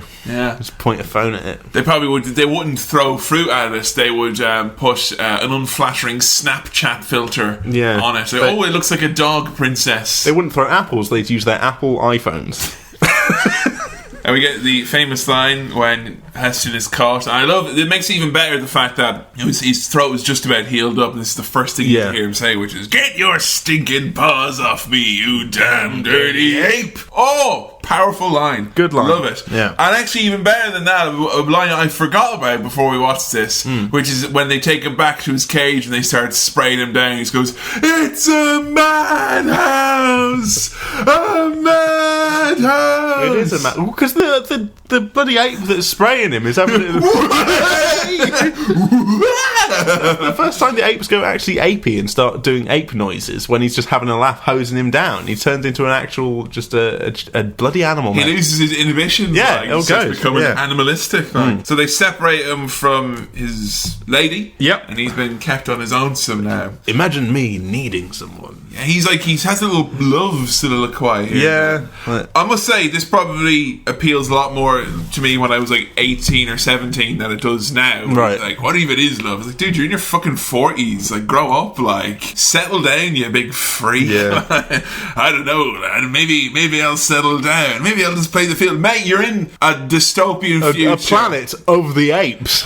Get your shit together, like. Yeah. Sort it out, like. This is where he reveals that Stuart was to be the new new Eve, the lady who died at the very start. He had a little crush on her, it would seem. But the way he talks about it is a bit gross. He's like, she was to be the new Eve with a lot of help from us, of course. Like, and we were all gonna have sex. Yeah, it's like, oh, come on, mate. I know they were, but still. Wouldn't it be a good idea to bring more than one woman on the fucking 3 blokes, 1 woman. That's not a plan. That sounds like the plan of a civilization that's going to blow itself up and let it be taken over by apes. Yeah. They clearly didn't bring their A game, like, you know. And he slags off Nova and is like, you're not as smart as Stuart, but you're the only girl in town, so you'll do. He's loving this, isn't he? Like, you know, she doesn't have to say a goddamn thing, and it's not sexist because it's in the future, like. And he's taken away to monkey court then. And I've heard of a kangaroo court, but a monkey court. And they take his clothes off. So he has his hearing, and we get an amazing quote from the Justice, which is, "His rags give off a stench that is offensive to the dignity of the tribunal." Yeah. Which is, we've all been there. With not a thought to the dignity of poor Taylor when they take his clothes off. They're like, so we don't want the smelly man here. Make him naked, like. That'll help. I mean, I'm glad that he really came in, that the magistrates aren't allowed to just, like, whip your pants off as soon as you come in, like, you know, be seated. Take your trousers off.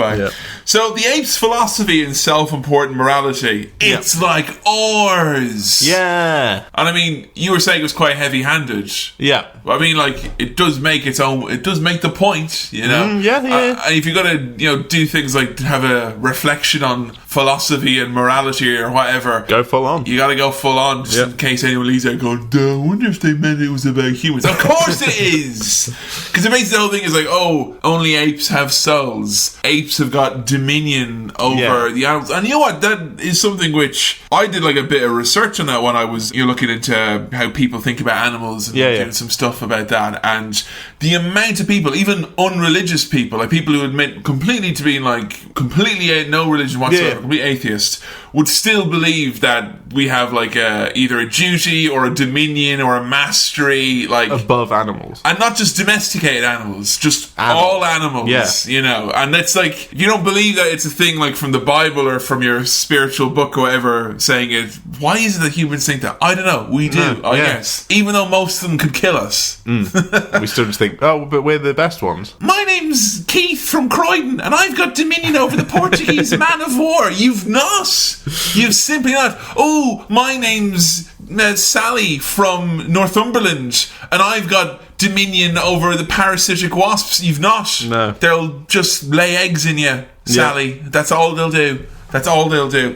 Taylor gets cross-examined. Yes. What is the second article of faith? I don't know your culture. Evil? Yeah, it's like, he can't think because he doesn't know this stuff that no one's told him. I mean, if the roles were reversed and it was a talking ape, do you think the first question we'd ask them was like, yo, what are the 10 Commandments? Or like... even if the ape was like, well, I personally don't know that because I'm from a different culture to you, but see, he can't think. And he's like, so... Tell me then, what's it like not having a soul? Could you kind of outline the broad points for it there? Yeah, they just have an old go at him. Yeah. He says that he's not the only one, that he crash landed with other people. Yeah. And Landon should be around there still, so let's go meet Landon. I like that in the court, like in human court, I don't think they just be like, right, let's go have a look then. Like they'd adjourn, wouldn't they? I feel like there's a few lessons I just love we can learn. Right, okay, let's go have a look, let's find him, and then we'll come back and we'll see if that's right. It would never happen, like. No, but I really like that that's how they do it. So they find Landon, Landon pretty quickly. Yeah, he's been held with all the other humans they captured in the hunt that day. Yeah, and it turns out that he can't speak to him because the apes have shaved his head and put a big C on there. There's a big letter C. C for can't talk. Yes, so... So that's him done for by the looks of things. He's been lobotomized. Yes. Or as Charlton Heston so eloquently puts it, you cut up his brain, you bloody baboons! Yep. Fucking love that. Yeah. But the story from the aforementioned bloody baboons is that he fractured his skull and it was fixed by some of the nice bloody baboons. Yeah, they just cut out the bad bit of the brain. Yeah. And patched it up, put it all back together. I mean, I'll say one thing for the apes. They can do brain surgery. They can effectively lobotomize someone. Fair fucks, lads. Yeah, You know? that's pretty advanced. Not too bad. No. So back in court, Cornelius reveals his theory. He's basically saying that, look, there is evidence from archaeological digs that we've done that there could be more advanced pre-civilization to ours. He could be evidence of that. And oh no, don't like that one bit at all. No. They get charged with contempt of court and malicious mischief. Oh God! You know, I mean, that's how they got John Gotti in the end. The famous gangster, of course. The malicious mischief. Yeah. Of course, it was a technicality, really. But I mean, the malicious mischief orders have been on the books for many years. So Zaius and Taylor get to have a little bit of a one-on-one. Like, yeah. a powwow. Taylor's put into Dr. Zaius' custody, and he's saying, like, you know, if you tell me exactly where you're from, I won't cut up your brain. Yeah. But if you don't, it's experimental surgery for you. Jesus. Wasn't it like emasculation or something? It's like, we're going to cut off your knob and then balls. cut off your brain, like. Can't you just pay a fine or something? Didn't you check his means for him? Like, fucking hell. So Zaius' theory is that he's a mutant. Yeah. So he kind of goes against what the justices, I guess they're called. The posh apes. Yeah, the poshos. Yeah. Because they think he's as a result of an experiment that has been done by Zira and Cornelius. But he doesn't really think that. No, he thinks that he's a mutant. Yeah. And the reason he thinks that is because obviously he knew that Landon could talk there's more in the forbidden zone. And he uses the same phrases when they talk about when they first see the plant. Like, when there's one plant, there's another, and another, and another. And he goes, well, when there's one mutant, there's another, and another, and another. Yeah. Where are your women? Don't say that at the start of a night out. No. Okay, particularly with the Dr. Zaius voice, you won't have a good night out. Okay. So we cut to Gorilla, who's having a smoke. Funny image. Just funny. Yeah. Do you think he rolled it himself, like, or no. Yeah, probably. It's funny, a little ape cigar. I think there's something so pleasing about seeing a monkey smoke a cigarette or a cigar. It's hilarious. Do you think there were moments in this that are intended to be funny? Yeah. I think so. I mean, I don't think they're meant to be deadly serious. You've got a fucking monkey with a smoke in his mouth. Like, that's just hilarious. Yeah, objectively quite funny. I mean, I'd like to think I know the human race well enough that in the last 50 years, certain things have not changed. And one of those things is a gorilla with a cigar in his mouth. He is funny. Like, a gorilla with a tie is also funny. Yep. Okay, so that is just natural logic. Gorilla on a little bike. Funny. We didn't get any of that. No, a gorilla chewing tobacco would also be. Most tobacconist products, I think, would be pipe. That's funnier, actually. Yeah, I think exactly. One of those long, fancy Cruella de Vil type ones would be also quite. Sorry, we're not advocating apes getting cancer or anything of the sort here. But we just say it's a laugh. A gorilla vaping. Yeah, for 2017. One of them big ones, them big fucking clarinet. You know, those big fucking ones that lights up and, like, you know, has LEDs on it. Yeah. Look at me, I'm being a prick. A gorilla walking out of one of those vape shops that you get and then just having a big vape. I think that particularly would be funny. They take in the supermarkets. Yeah.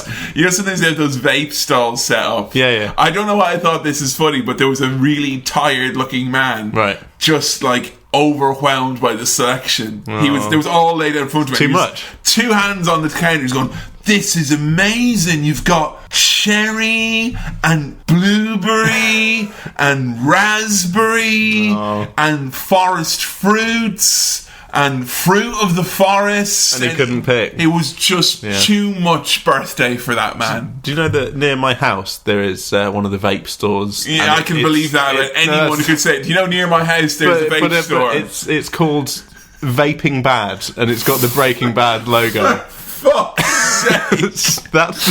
There's a little one of the shopping centres in Manchester. There's a little nook. It's an unknown nook. Right. It's the part of the shopping centre which I think, if Mr. Wiggins and the rest of the management had their way, it would be shut down post haste. It's this little nook, and inside it's got like 2 or 3 little shitty hair salons, 1 or 2 little shitty cafes, a Warhammer 40k store, and also a big vape shop. And every time I walk, there's never anyone there. No. Like, anyone, in any customers at all, except in the vape shop, there's usually like 6 or 7 people behind the counter, all just vaping slowly. And they've all got like really red, sore looking faces, like, oh, maybe if we vape another batch, we'll get some customers. So this guard is smoking, basically. It's a monkey having a cigarette. I just keep thinking, if I keep wandering around the shopping centre, I will come across a shop that has 6 gorillas all vaping at once. Zira's nephew springs Taylor loose. Yeah, he beats up the guard, holds him, hits him over the head. Zira's nephew looks a lot like Cornelius. I was initially like, what's Cornelius doing there? I was like, oh, okay, right. Because they just wear this, they've got the same outfit. It's funny because they make the joke later on, it's like all humans look the same. Yeah. You know, all of the... Am I ape racist? Possibly. Yeah. Well, you can't tell apart Cornelius and...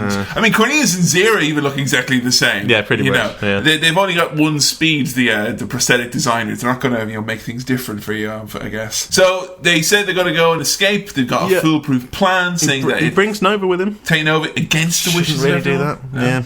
But Charlton Heston wanted to have a scene where he's riding on a horse with her, and that has to happen. Yeah. So off she goes. They're planning to go to the Forbidden Zone to try and find evidence of the existence of this culture so that Zira and Cornelius can get off the charge of heresy. And they're all out there. They're like, why is it called the Forbidden Zone anyway? Oh, it's because it's forbidden, mate. Nobody can't go there. I must say, what an curiosity killed the cat, but obviously not the chimpanzee. No, curiosity kept the chimpanzee going, really. If there was anywhere near where I lived called the Forbidden Zone, even Forbidden Planet I'm intrinsically drawn to because of that word forbidden. Let's go in there. Let's go in. Let's buy some Funkos, you know. It's just that word is so very many alluring. Funkos. Too many, isn't it? Yeah. Big wall of Funkos. But it was just written in the old scripture that you had to buy them, so, you know, that's the way it is. There's a bit where they get away and Taylor gets a gun and they give him some clothes as well, and he's like, oh, these are just like shit clothes, why couldn't you give me something nice? Then I think Cornelius or his nephew says like, what do you expect, an ape's new suit? And I just find that really funny, that they're like, it's ridiculous that a human would wear an ape's new suit. Yeah, you can't have that. I mean, it wouldn't fit, like, you know. Little ape suit. I think the ape clothes are designed so they can do their silly walks, like, and not chafe. You know, you get those weird red marks under your arms otherwise. The Forbidden Zone is pretty much lovely, the bit that they're in. It's a nice beach. Yeah. Like, nothing can grow there. Yeah. The air is poisonous. It's lovely. Yeah. Little babbling brooks and just streams. Go to a nice beach. Taylor does a little shave, and then we get a little chat about beards here that I'm sure you enjoyed. Yeah, because he was like, back in where I'm from, only the young wear beards. Oh, okay. And he's like, oh, beards. Was that a thing? Young people 60s? had beards? I get, you know, because in the 60s wouldn't have been that, like, being, you know, beards and hair and whatnot, that would have been viewed as being like a hippie-ish type thing. Okay. I mean, the Mad Men from Mad Men would not be called no beards. It was only the freaky deaky creative types. The sign said long-haired freaky people need not apply. So, you know, the long-haired freaky people can't apply for things. The times they are a change. And and then all right.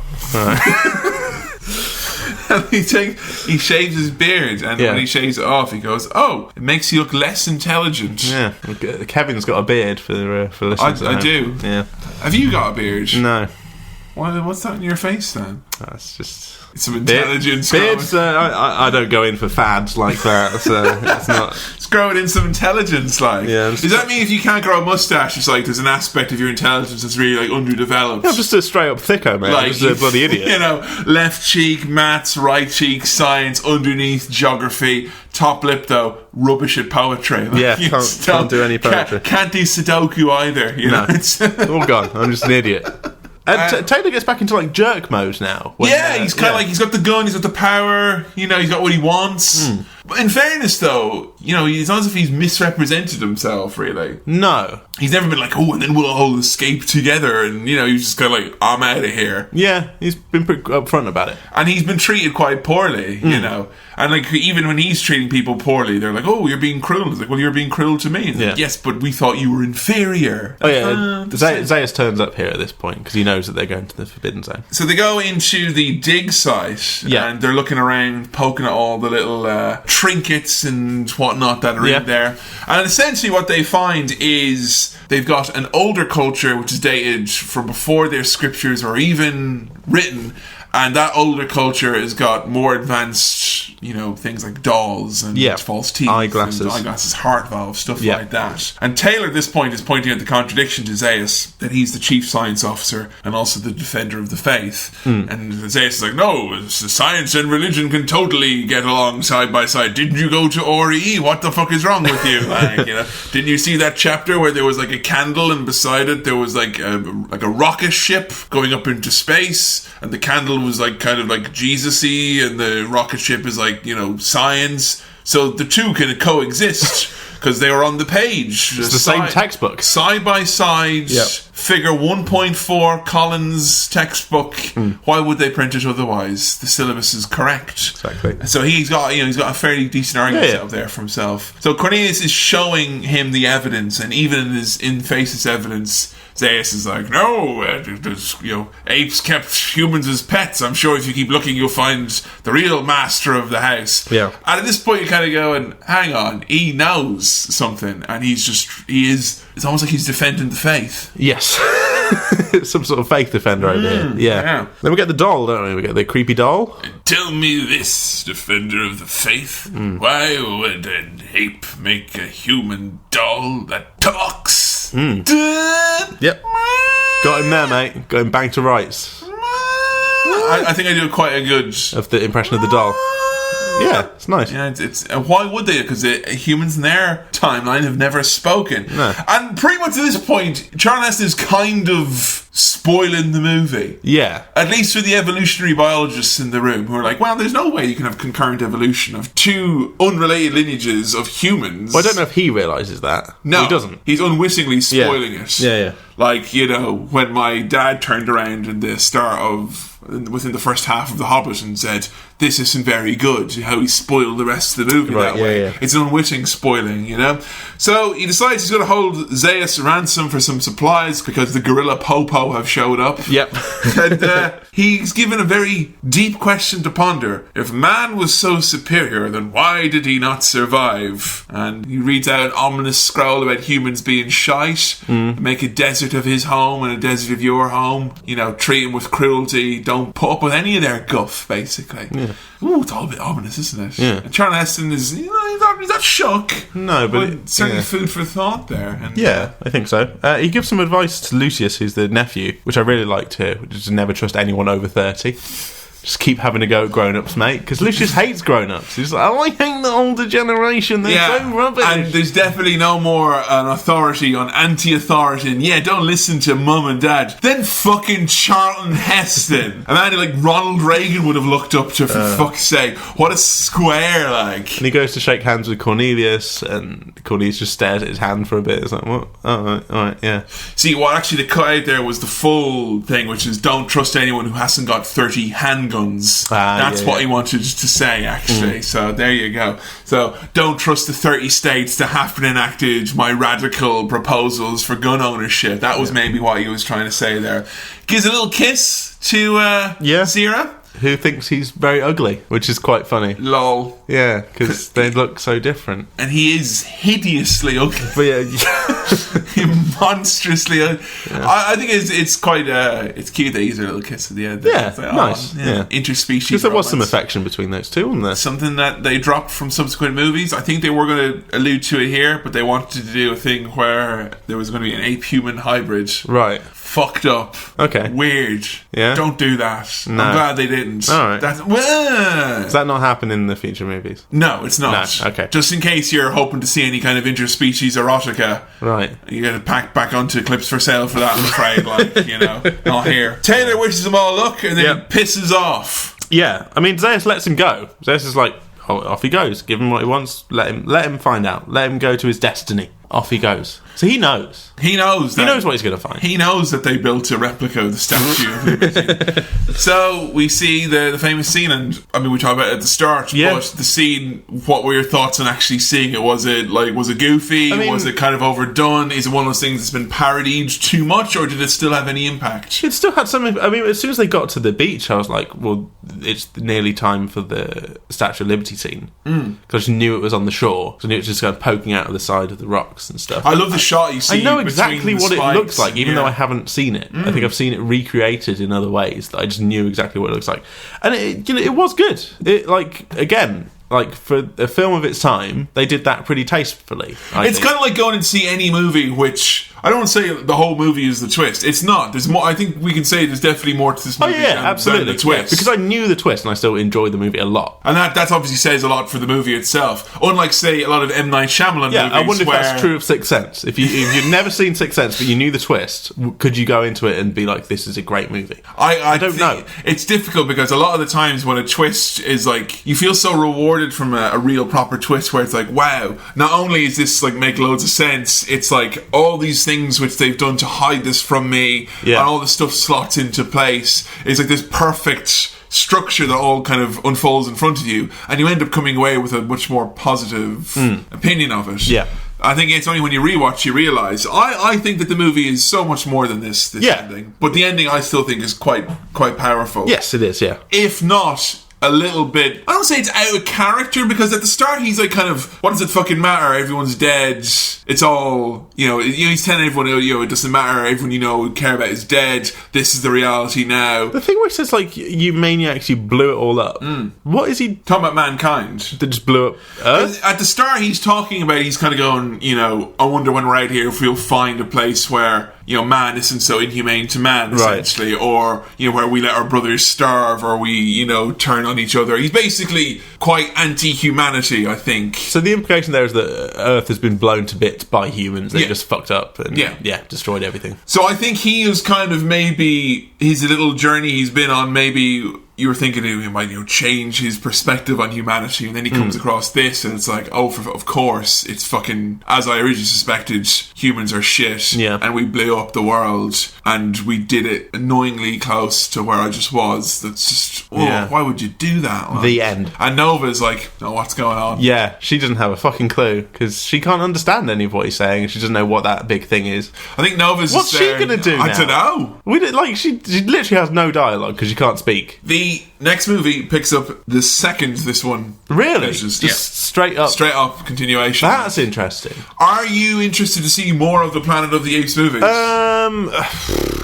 I will say there is a dip in quality. Yeah, I imagine there would be. Without spoiling it, there are still, one of them is very, very, very good. Right. One of the sequels. Yeah. Right. And I'm not talking about the reboots here. I think the reboots, the original sequels. The original 5 movies, basically, right, before 5. Tim Burton or anyone else did anything. Yeah. So I think one of them is like particularly very good.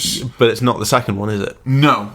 Okay. I'd say, as far in terms of quality go, it's the first one is probably the best. Then I would say the fourth one, then the second, and the third, and the fifth. And the fifth one is so bad. Yeah. It's like, whoa. But it gets a bit wacky at points. They tried to do the social commentary a little bit more, plainly in some of the subsequent ones, and it's quite effective. But I still think they're worth watching. But I don't know if this is a movie where you kind of like, if you're left clamouring for more or not. No, because I'm happy enough with that ending. I think that's cool enough of an ending that I'm like, okay, that's the end of the film. I am kind of curious as to where they would take it further. And they do explain in those 5 movies how it came to be, the situation that they're in. But I don't think I need to know that. I think it's better and more impactful if you're just like, oh, humanity, something really bad happened in all those years. You can kind of fill in the blanks. Yeah, you don't need those blanks filled in for you. I don't want to know how the apes took over or anything, which I know is what like Dawn and Rise of Planet of the Apes is. Doesn't matter.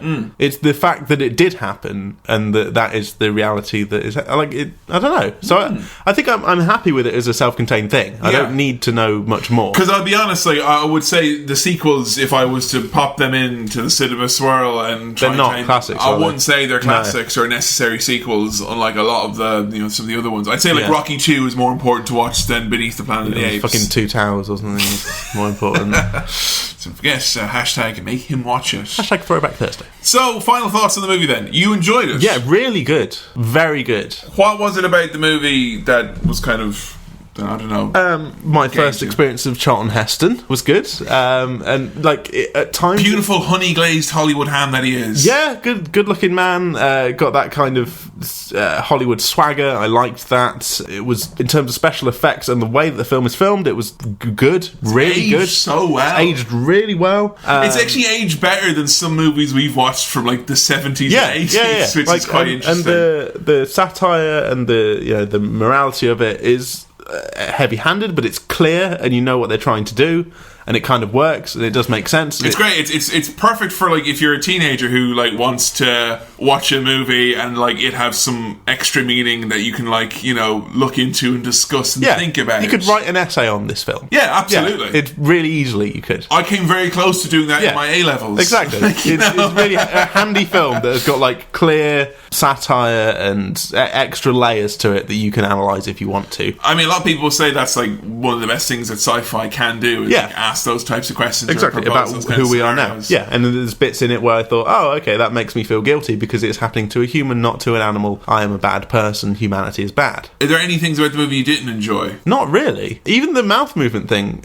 bothered me for all of 5 minutes, and then I just forgot about it. I think there's bits where there's one like female character and it's an ape.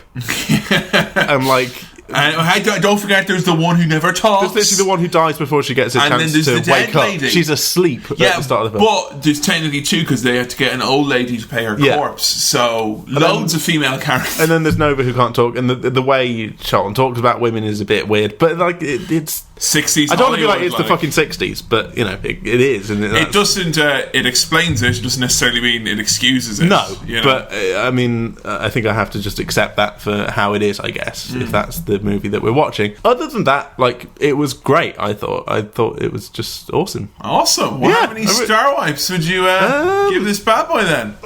4. 4. Yeah. You heard it here first. Thank you for listening to this episode of Cinema Swirl. This episode was produced by Kevin, and the music and editing was by me, Sam. As always, you can follow us on Twitter over at Cinema Swirl, or join us on Facebook at facebook.com/CinemaSwirl. If you have any questions, queries, comments or stories, send them on over to cinemaswirl@gmail.com. That's cinemaswirl@gmail.com. If you haven't already, please do subscribe to us over on iTunes or whichever podcast thing you use. And if you like the show, leave a review. Anyway, we'll see you next time on Cinema Swirl.